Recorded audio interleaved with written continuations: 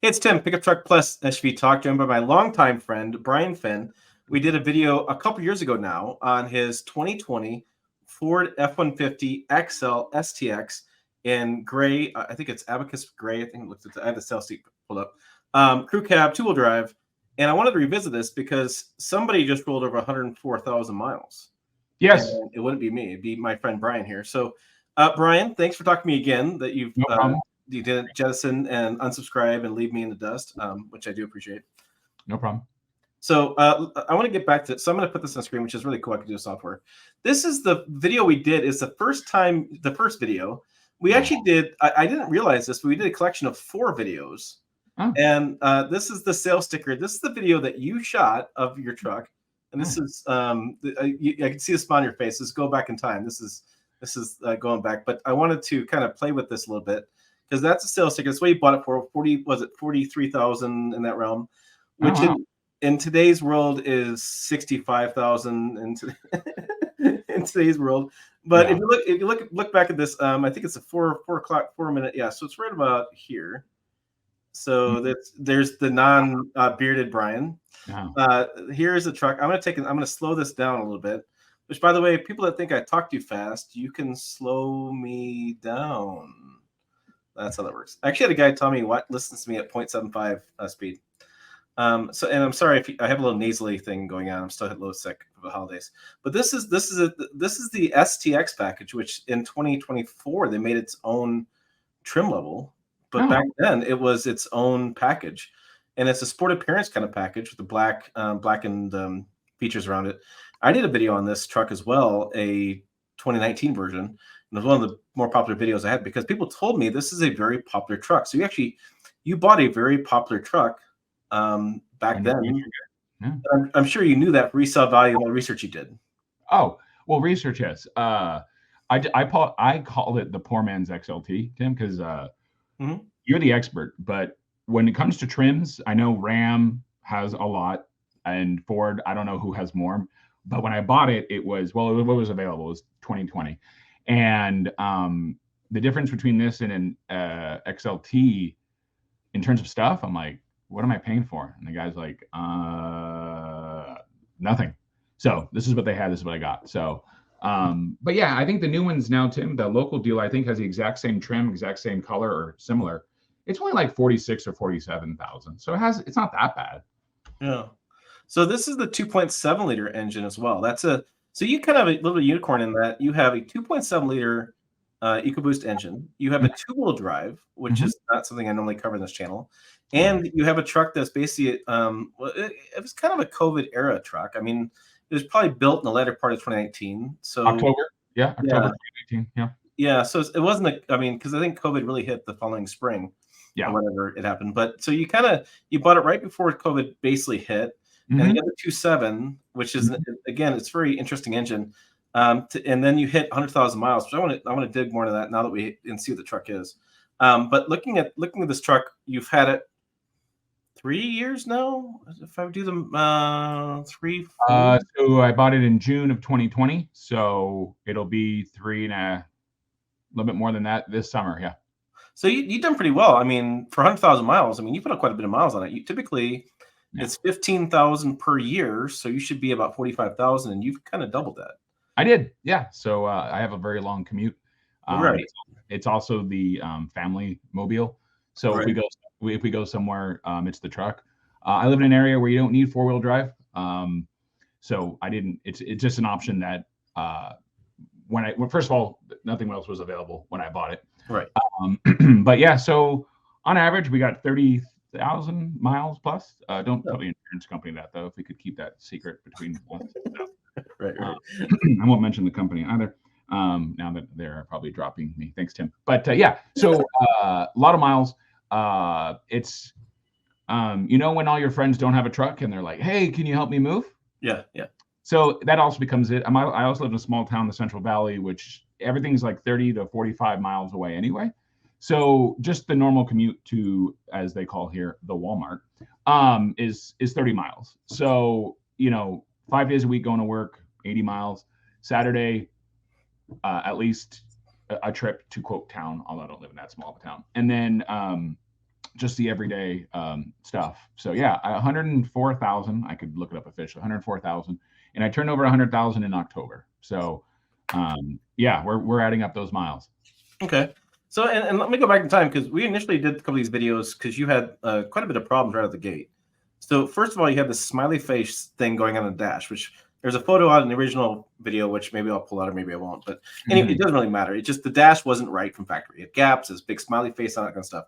Yeah. You replaced the dash, which was very controversial, and it's still very controversial because people are saying, well, don't touch the dash. You'll never get it back right. You'll break something else. Something will happen. So you had that done like almost immediately, and you put 100,000 miles, let's just say, on the truck since then. So what's been your experience of the dash? It's fine.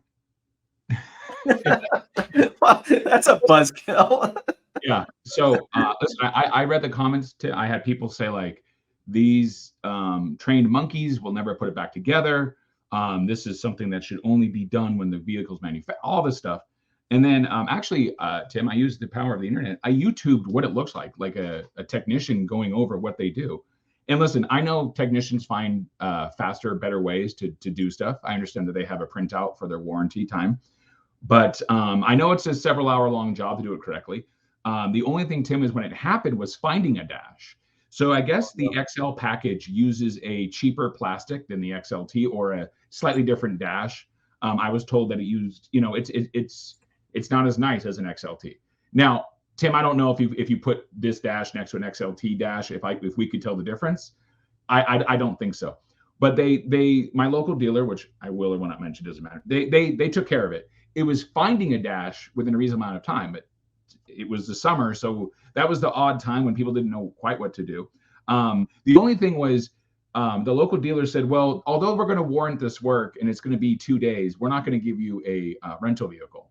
Right. I said, well, I mean, you're standing by the manufacturer who built the thing incorrectly, and I'm not going to be without a car. Not to mention my local dealer is 35 miles away, or 30 miles. You know, it isn't just getting a ride. Like, oh, we'll take you home. I'm like, I'm not worried about going home. What about getting to work? And what about the other stuff that I have to use the vehicle for? So finally, they made it seem like, oh, this is such an inconvenience. We're going so far out there for you. They gave me a loaner, which was the exact same vehicle I had with the 3.3. Well, I don't know why we make it V6 Ford. And it was fine. So they replaced the dash. I have never had a problem with the dash. Never rattled. Water doesn't seep in. The earth did not end. We continue to rotate. The car still starts. And whether or not it'll ever go back together, I mean, Tim, like I said, there's no rattle in the dash. There's no rattle in the truck. I know Fords have had, you know, history of trying to find that rattle. You know, the mystery sound that drives us all insane. Tim, it hasn't happened. So either one, they did it right and it's as the book, or two, it's a unicorn. It's a miracle. So.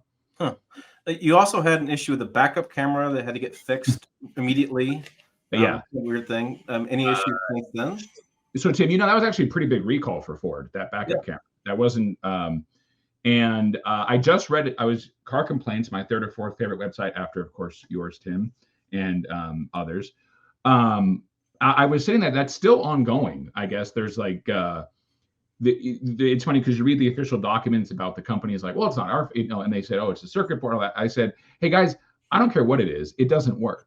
Now I never got the recall notice, but mine was fixed so fast. I don't know if I was already in the system as repaired, but that recall took a few days to find. And this is all happening in the first couple weeks of me owning the truck. And of course I'm having that, oh my gosh, what's next? You know, I'm with my wife, we got one more thing, they can have it.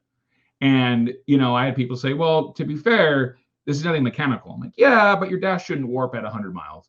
And your backup camera should last more than, I think that was the third day. And that was a little, I mean, Tim, you know, Tim, you had the new Tundra, Tim. I know that what was the software, right? And then I know your seat. Yeah. I mean, it makes you not have trust in the vehicle. That's what it makes you do. And when you have that sense of doubt in the vehicle you're driving, it's really hard to get past that sense of doubt. It's like it's got to prove itself over and over again. Right. And then when the payment comes in, you're like, here you go, Ford. Here you go. You built it and I bought it. Yeah. So the camera, wasn't as big a deal in terms of the time. Honestly, Tim, I got that in at like, I don't know. Well, it was COVID, so no one was really doing much of anything. Right. But once the camera came in, they were on it. I think that was maybe an hour job. And to make up for it, I think they threw in a free oil change. I don't know, but I got another oil change. So dash, camera, and that's been it. Yeah, so I'm curious about two other things.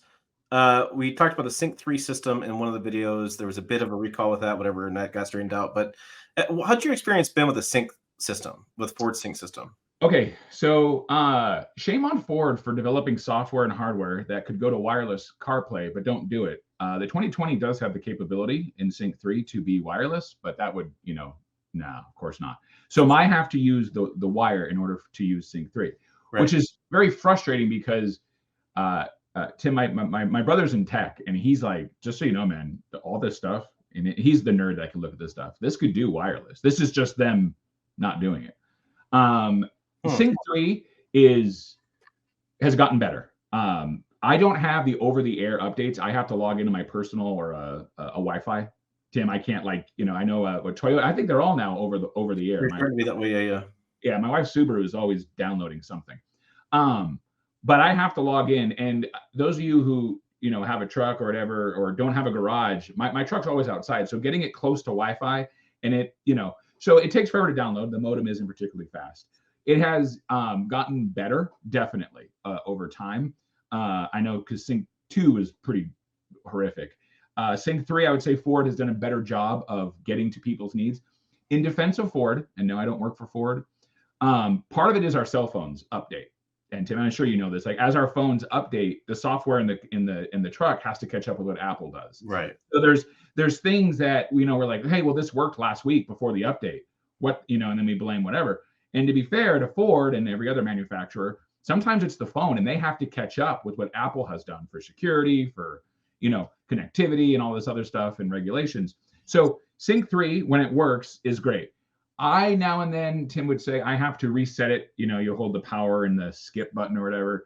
I probably have to do that about once every 6 weeks or so, just because it doesn't connect. It doesn't. My phone's in, but unfortunately, my phone has got reaching the point where the little connector is not that great anymore. It's now, I think I got the phone the same year I got the truck. Right. So, I mean, I could fix the phone, but that's $150. But you're like, I can get a new phone for, you know what I mean? Yeah. So when my wife connects, it's fine because the connection is fine. I mean, the screen is small but when you go from a Tundra that doesn't only have a little backup camera in the rearview mirror, the screen is fine. I know Sync 3.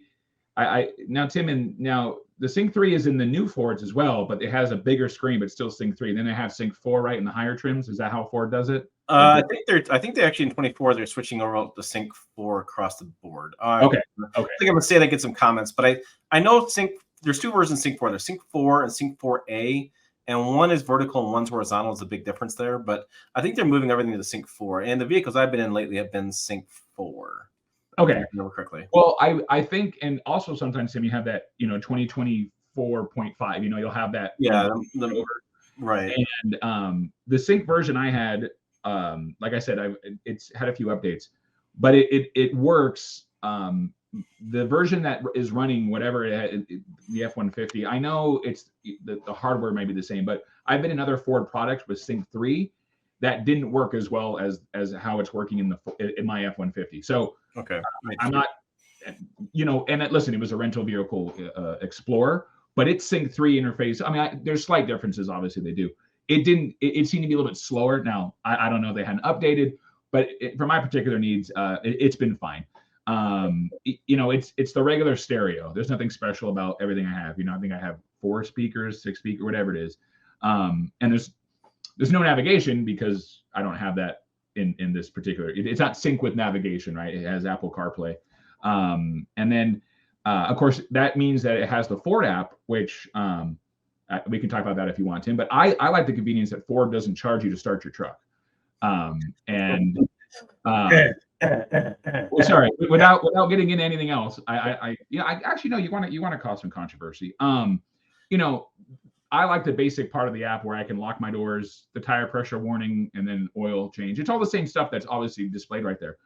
But my wife's Subaru, you can check, the weather on Mars through Starlink, whatever. It has all sorts of features, the status of the all-wheel drive, all this stuff. But you can't start your car unless you pay them.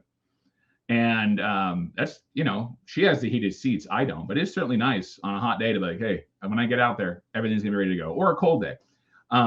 So I like that fact. Also, when you call Ford to complain about Sync 3, they do pick up, or someone does. They will listen to you. I don't know if they ever fix anything, but when I have a call like, hey, what's going on?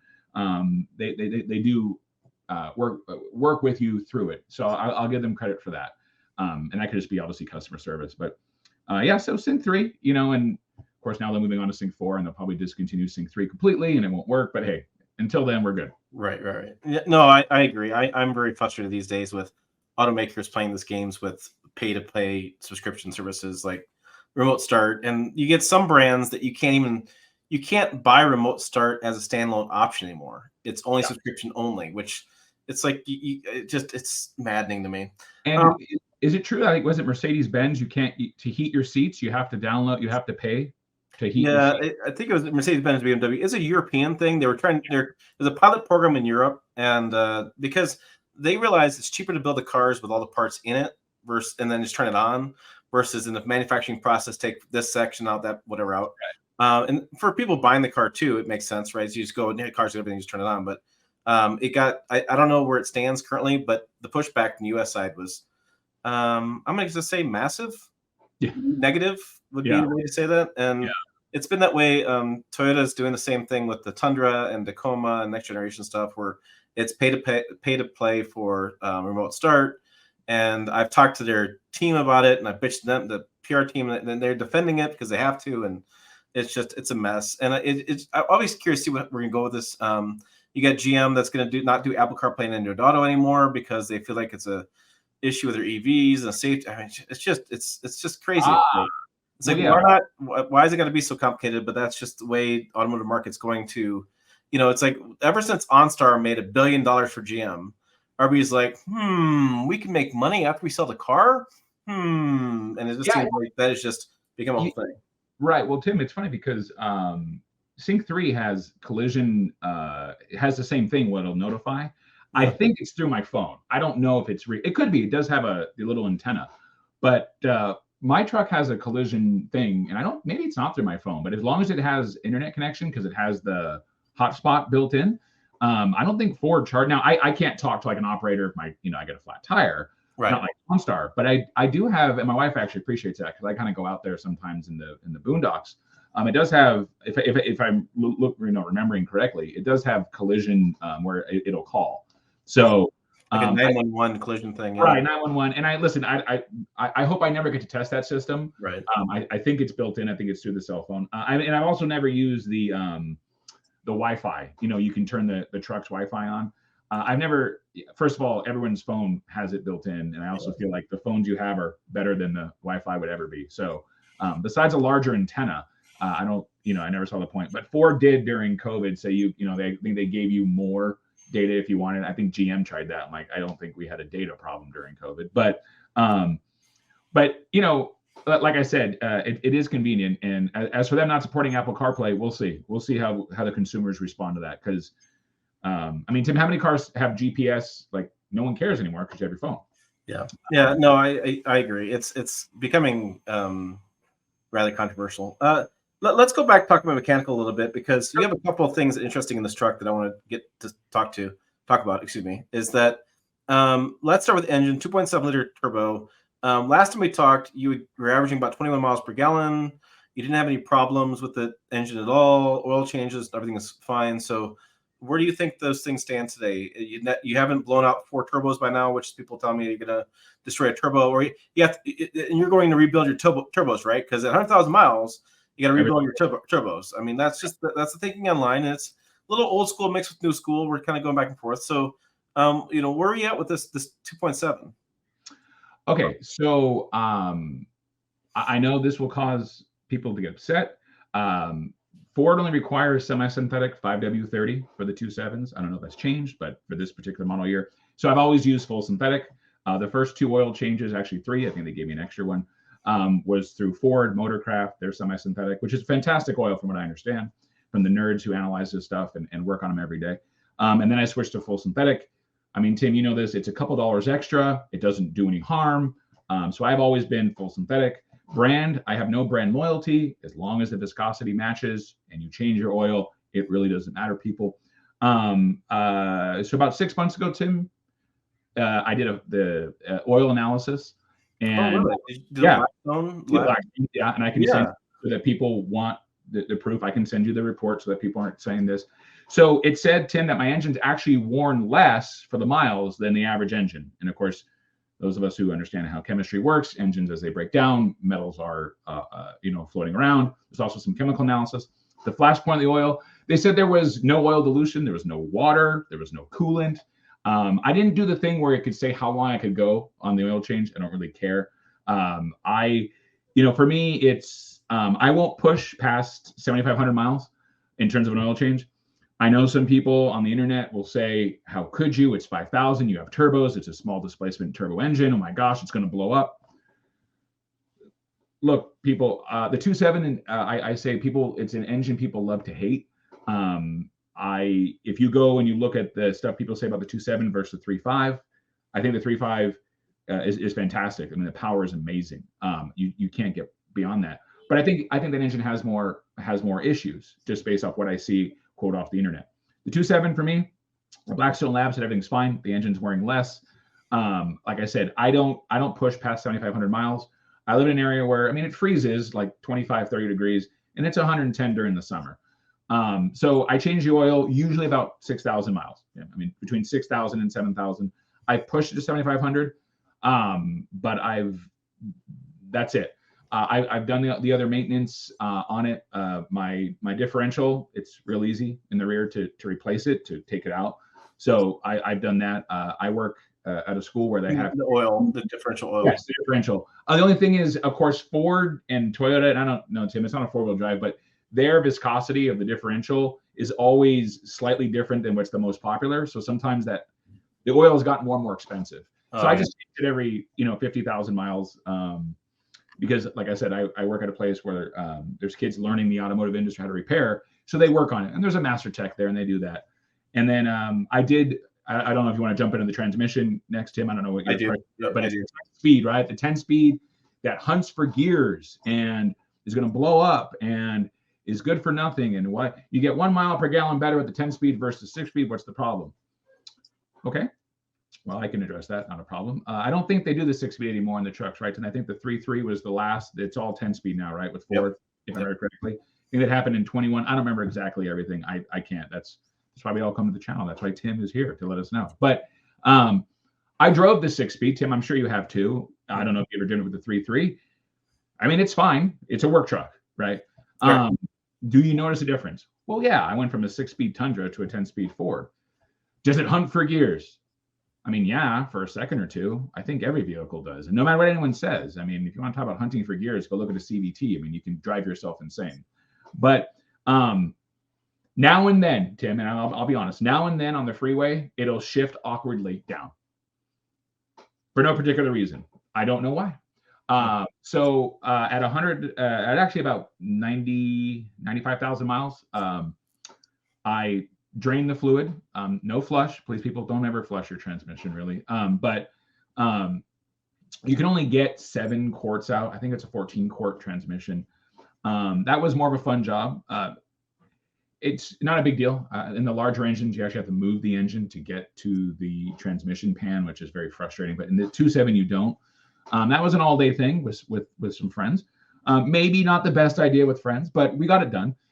7 quarts came out, 7 quarts went in. I think it's, we put back in exactly what was there. I went through the procedure. It says basically shift the gears, go in reverse, and go. No problem. So Tim, the transmission's fine. If I look at the transmission temp, it never goes, 210, 215 is the highest, and then, it'll come back down.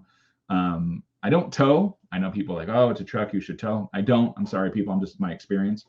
But with the family in the car, load up with stuff, I've never worried about the transmission. Like I said, now and then, Tim, I mean, you got experience. You're Chevy, right? The GM or whatever is 10-speed, right? It's the same thing. Yep. Yeah, the Chevy Silverado I had last year was 10-speed. Yeah. Yeah. It's different. It's same design, same hardware, different software. Right. Yeah, and I don't know if you ever had Tim. And I've watched videos. Now and then, transmissions do strange things. There's a strange shift point. Now listen, I have 105,000 miles. The computer should know that there's wear, obviously, right? There's some wear. But I mean, in terms of hunting for gears, no, I never feel like I'm pushing on the accelerator and the truck doesn't know what to do. But now and then there'll be an awkward shift. You'll feel it, and then it just goes to the next gear. No problems, no leaks. Also, the year I had the 2020 was known for the oil pan. I have the metal oil pan. I know they had that plastic one, and they were. Yeah. I have the metal one. I don't have any leaks. In terms of coolant, over the last 100,000 miles, I've probably added about 2 quarts. I know it's a sealed system. I know people are like, oh my gosh, like, well, there's a weep, right? There's always going to be a little bit of atmospheric loss. My brother's, he's really into cars, and he's like, if you've added 2 quarts and 100,000, he's like, you're fine. But yeah, Tim, I mean, that's been it. So it's been maintenance. And then brakes. I finally, kudos to Ford, Tim. I finally just did the brakes at 80,000 because I'm like, there's no way, right? And they're like, well, to be fair, your brakes and rotors probably got another at least 20,000 on them. I just did it because the mileage. I reached a point, it was right before the summer road trip. But 80,000 miles on the original brakes.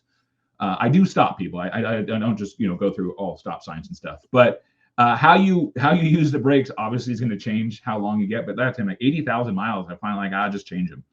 And the guy's like, all right, and it's nice to have an honest mechanic. He's like, you don't need it. I'm like, I know, family road trip, 80,000 miles, just do it.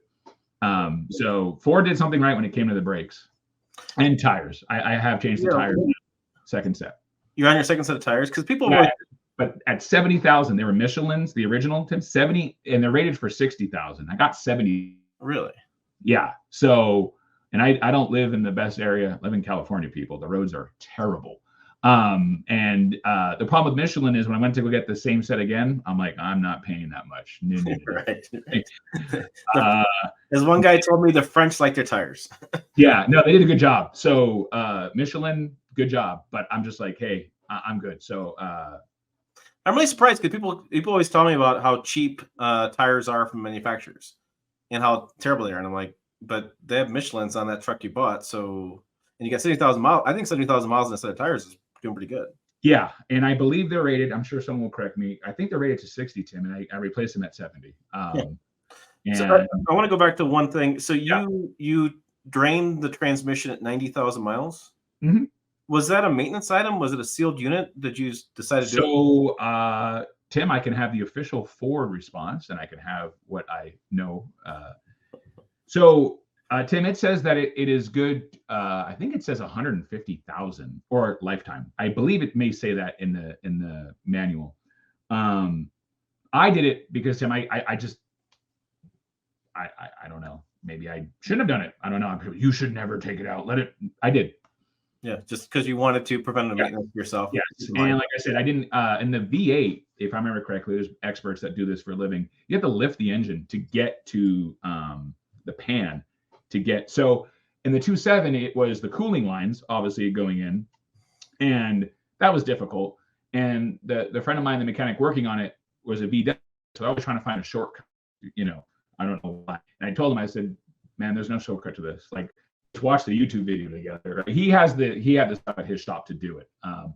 And it was just the getting it off, thing disconnected, probably wouldn't be normal. It is not normal change, people. So don't go start disconnecting lines to your transmission unless you have the tool. I mean, it's not super complicated tools, but the truck was up on a lift, right? You could, in theory, I guess, do it in your driveway. And I just did it for the maintenance part. What Ford wanted to charge for it, based off the mileage, was absolutely ridiculous. I won't mention the price, but I'm like, come on, guys. So we just did it, and I got it's the Motorcraft automatic fluid. That was a little pricey, but you can find it online at certain discount auto stores or large websites that rhyme with SOC auto. And so finding it was fine. But like I said, it was more difficult than it should be. I don't know if Ford has updated it where it should. Why not just have a bolt on it, guys? So, Tim, my impression is that Ford does not want you changing the automatic transmission fluid on your truck. That would be my personal opinion. Yeah, by the placement of it. And I did the transmission fluid. I added transmission fluid on the Chevy because I put a new. Yeah, I saw that video. Yeah, and that bolt was. I'm glad the guy did it because I don't know. I had the arm strength to get that bolt off because he's an ex-Marine and he was cussing getting that bolt off. And I was and you added a larger pan, correct, Tim? Or no, is that the oil? Yeah, I added a larger transmission cooler. Okay. Which I completely screwed up the first video because I thought it ran on transmission or on engine coolant, and it doesn't. It runs on transmission fluid. It's a heat exchanger. It takes the fluid from the transmission to the radiator, sends it back around, and cools it off. Right. Okay. So I mean, that's something I do with Silverado. I did a lot of my modifications, and I learned a lot, which is good to me to learn. And I probably shouldn't have beforehand, but I'm not a gearhead, so it's a little bit different. It always right, which is me. Like I oil change is fine. I mean, it's right. Really, it's at a point now where in terms of the time to do it versus getting it done is now, as long as they're not, don't take it to the dealer for an oil change, people find someone to do it, or it's like there's no difference there. And right. Seeing the transmission and just, I mean, it's the cooling lines, right? You got one line in, one line out, but getting it and taking and pumping the fluid out and making sure, of course, that what you take out, you put back in. And I believe it's a 14 quart capacity. Obviously, I will never be able to take all of it out. We're not rebuilding the transmission. We're just, but that was something that I did. It wasn't because it was slipping. It wasn't because it was overheating. It wasn't because of a leak.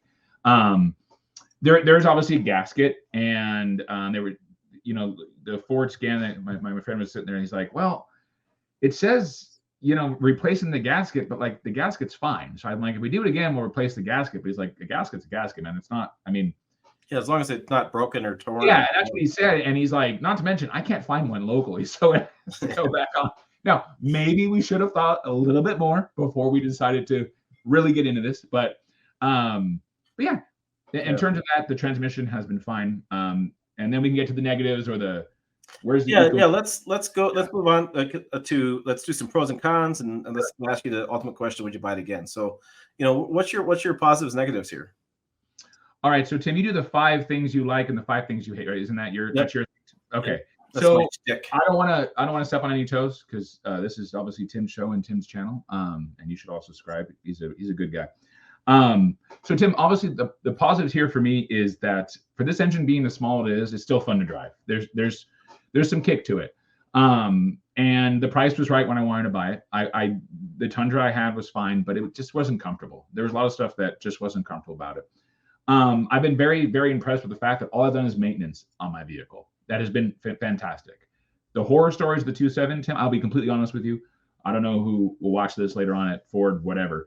The fear of the twin turbos, oh my gosh, is there. And not because of anything like I don't understand, but it's like, man, a lot can go wrong. It's a very advanced engine. Like, this isn't the 1980s turbo we all had in that Chrysler that our grandma bought, right? This is a twin turbo, small displacement engine that it isn't a hangar queen. It doesn't require crazy maintenance, but you have to know what you have.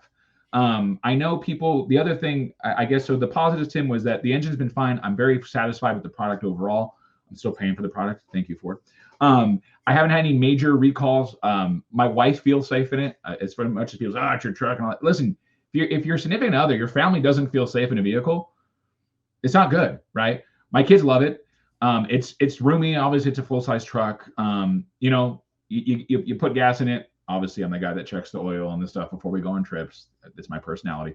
But it's always started and gone, right? That's the whole thing. Like it's the issue Ford has had with people and reliability and all that. I haven't had that. Now I bought it new and I maintained it. And that'll be, of course, what people say is it the product or is it the maintenance? It's probably a bit of both.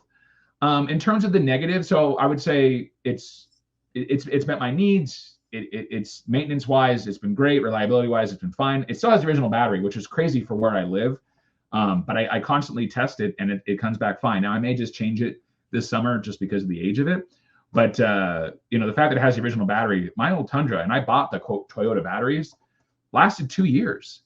And they're like, oh, it's hot. Well, no, I get it. It's hot, guys, but plenty of people I know have bigger trucks, diesel trucks, and they're not changing their battery in it. And that was I think it was 750 cranking amps in the Tundra. And I think this one is 750 as well, because the turbos, there is some, when it starts up, you can definitely hear it. So in terms of so those are all the positives. I've been happy with it. So the negatives, and Tim, I think you have said this, there's no Eco and Eco. It's either Eco or Boost. Right. It says 26 on the sticker, which is a couple years ago, Tim. That's diesel mileage. That was, first generation Eco diesel was at 28, I think, and right around there. Yeah. I know before people say you'll never get it, it's the government EPA. I understand, people. I get it. It will never get 26, 25, 24. The best I've ever done, Tim, is 23, but right around 21. And the other side of that is at 20 to 21, well, heck, there's some V8s out there that can get right around there, and they can give me close to 400 horsepower and not be turbocharged. So you look at that. But the negatives have been really just there's no Eco in the EcoBoost. I don't feel I understand it's a marketing thing. I get less emissions and all that.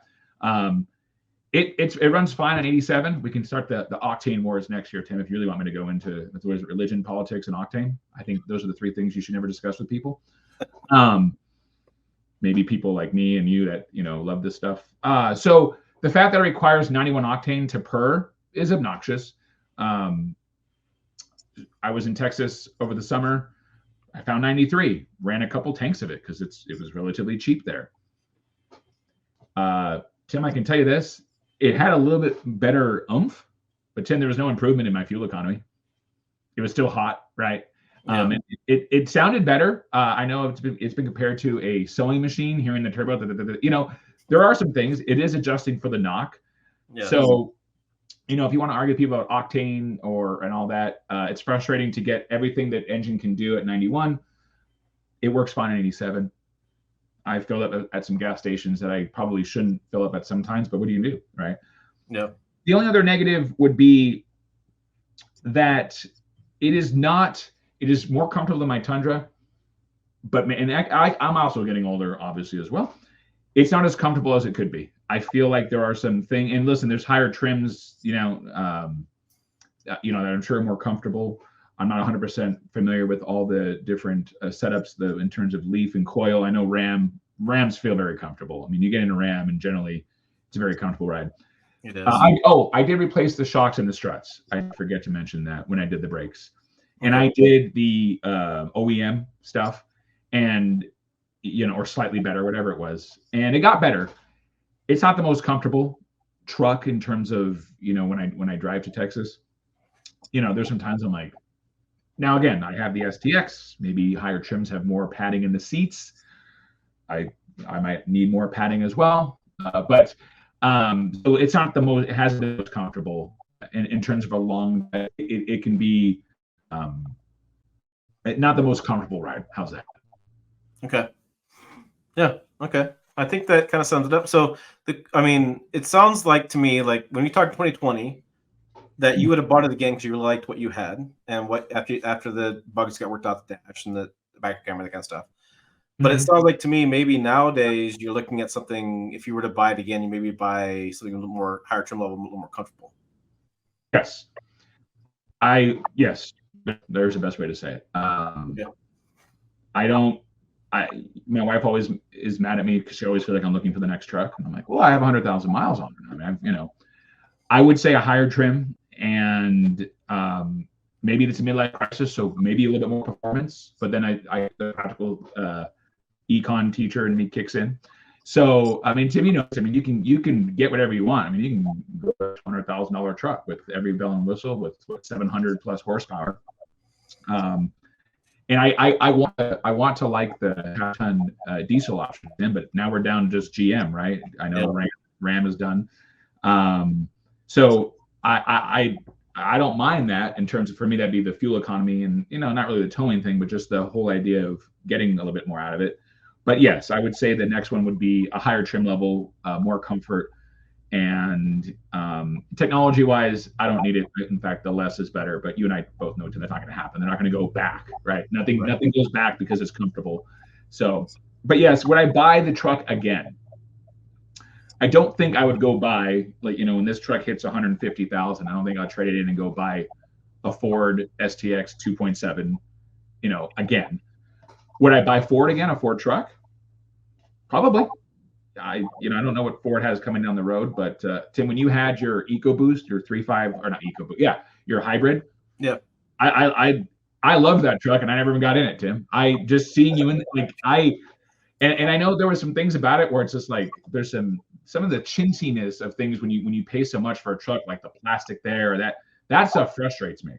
But I mean, Tim, I felt like, and again, guys, I don't hang out on the weekends, but just watching it, you seem to enjoy that truck. It seemed to do a lot, and it did it pretty dang well. Yeah, I mean, I'm still mystified to this day. It's been I bought that one in 21, and it's been 3 years now, and no other brand has come out with more Pro Power Onboard. Yeah, like that bogs my mind because it's such a great consumer feature. I get people talk about how it's great for commercial operations, but commercial operations, the first thing they do when they build a house, they put power in. They don't need power like that. But from my standpoint, home ownership, I'm always in my backyard, always doing something around the house that I need power at that point. It'd be great to have it. And then I guess from a commercial standpoint, if you don't think construction, you think ranchers on a farm. Ranchers, they had bolted on a flatbed where they put on a welder and they put on generators and stuff because they want to have portable power to fix fence lines and do stuff in the field and do that kind of stuff. And it's like, I'm still mystified that's not more of a thing. And I was a huge fan of zone lighting, and it's a stupid software thing where you can take your phone and click different buttons and turn on different areas of the truck as far as outdoor lighting. And I'm surprised that hasn't become more of a thing. I'm just mystified by the market's reaction to those features and why automakers other than Ford are not implementing those things in their generation of vehicles, because to me it's a very value driven thing. The hybrid didn't get better fuel economy, and I didn't care about the hybrid fuel economy. I wanted the Pro Power Onboard. I wanted the zone lighting. I wanted those features that I actually use the hell out of it. And the thing is, we went camping and our campground lost power. And so we powered the camper off the truck. Right. I went back to bed. It was nice, I didn't have to worry about it. Well, Tim, when Texas had that freeze, my parents were in it, and their neighbor had this particular truck, and in that case, I mean, that could be a life saving. I'm not, like I said, Ford's not going to send me a check for saying this, but I mean, Tim, there are some circumstances where it's nice to have. I mean, my parents are a little bit older. I mean, they're not in their 90s or anything, but they got an extension cord, and the neighbor said, "Hey, I filled up the truck." My parents were able to run a small space heater, and that was amazing. And my dad, who isn't into trucks, thought this. He's like, "Why don't more do this?" Yeah, I don't even on the practical side. And I said, "Well, it's not cheap. It's not cheap. It's not they're not putting it on there for free." But I don't know. To that truck, I don't know how well the Power Boost sells. I don't know if Ford breaks down by trim level. It was enjoyable to watch what that truck could do. And that was the first generation, Tim, right? That was the first generation. I didn't have any problems with it. First time driving really a 3.5. The thing is, 3.5 with the stop and go, auto start stop would drive people nuts. But that hybrid, you never felt it because it kicked the battery on. You didn't care. It's, and it's kind of fun to modulate the accelerator driving on. I did a 100 mile drive. I almost got 30 miles per gallon because I just modulated that gas just enough where the battery kicked on, a battery wouldn't kick on. I mean, you play this game, and the thing, it was a game, but you also got immediate benefits from it. It wasn't like eco mode or sport mode on a dial that kind of did something weird, transmission shift points and throttle response. That actually had a real world benefit, and people, I would think the people that bought that truck that learned to drive it with that modulation got even better fuel economy, because if you would modulate that just right, you would get quite a bit of fuel economy out of it. My only complaint, and it's a stupid complaint, but at the end of the day, I had a few rattles, which is that's why I want to talk to you about issues like that.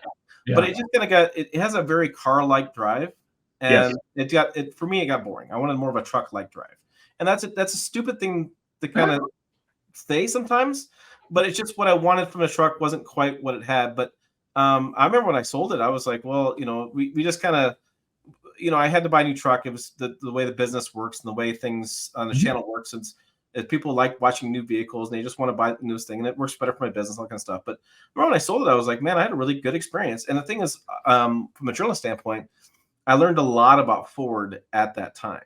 And for better or worse, I don't know why it is, but Ford has always been a very difficult company for me to really understand all their vehicles and their products and their trims. And part of that's because at that time they had like 50 different iterations of the F-150. I mean, my God, the packages and such.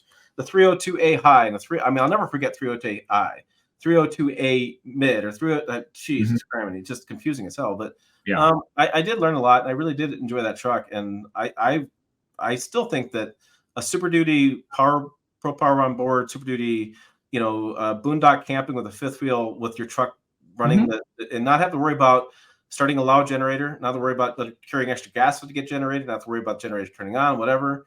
You just go out there and you're a complete unit and just moving along all together without having generator and batteries and that kind of stuff. Right. So my neighbor has one, and they go to Pismo Beach, and they have the fifth wheel, and he doesn't need to bring all the stuff they used to have to bring. And for him, it's a win-win. It's less stuff, and he loves it. I mean, he has an extremely high trim. Don't ask me which one it is, guys, but it's a very nice midlife crisis truck that he bought for himself, and he loves it. And like I said, I was surprised there wasn't more, but electrification and everything else, happening for better or for worse. I think your Power Boost was something I enjoyed. Like I said, not quite having the same as what you had, but seeing what that thing could do was fun, and I enjoyed it in terms of that. And your Ford didn't blow up at how many miles did you get rid of it, Tim? I don't remember. Oh, it was around 10,000. I mean, I feel lucky if I get $15,000 miles in a truck. I mean, right. I work from home and I always have a press loan outside, and the store is 3 miles away. I mean, it's like my first 1,000 miles are like that's a big chunk of what my ownership experience is. Yeah, you have to push yourself, right? When you take those. Yeah, I take road trips to get the miles on just because of my life now. Yeah. No, it was fun. I look back on that one. Look back at the Tundra, and it's a good experience with that. Look back at the Silverado, it's a good experience with that. So, it's fun for me to do press loans, reviews, and that. But it's also great talking to people like you who's had ownership experiences to share with the masses to say, oh yes, your fears are validated, or you know what, I didn't have the same issues. And you may be one person that's against the trend out there of the internet lore of saying this is going to have all these problems, but it is good for people to hear a counterpoint to that argument to say, hey, this guy has any problems. This guy has a good experience with his truck. So we're going to follow up with you at 200,000 miles, which sounds like that'll be another 1.5 years for you. Maybe less, maybe more. I just for the record, I don't intend to have this truck to 200,000. I don't know what the future holds. Don't tell my wife, but I'll keep you updated, Tim, when it finally goes, or how many miles it ends up happening when it finally does go. Well, I do appreciate this running along a little bit longer interview than I thought, which was kind of par for the course for you and I talking. But I want to make sure we cut this off before people go like going, Jesus, stop talking, guys. So for more, check out the videos on this channel. Also check out our new forum. We have a forum. Do you know we have a forum? Forum.pickuptrucktalk.com. You can be the 100th member, Brian. We have a cool forum over there. I'm trying to grow it as a place owners can share real information about real trucks of all brands, not just being brand specific, just brand, whatever. So, pickuptrucktalk.com is the website. As always, thanks for watching. We will see you down the road.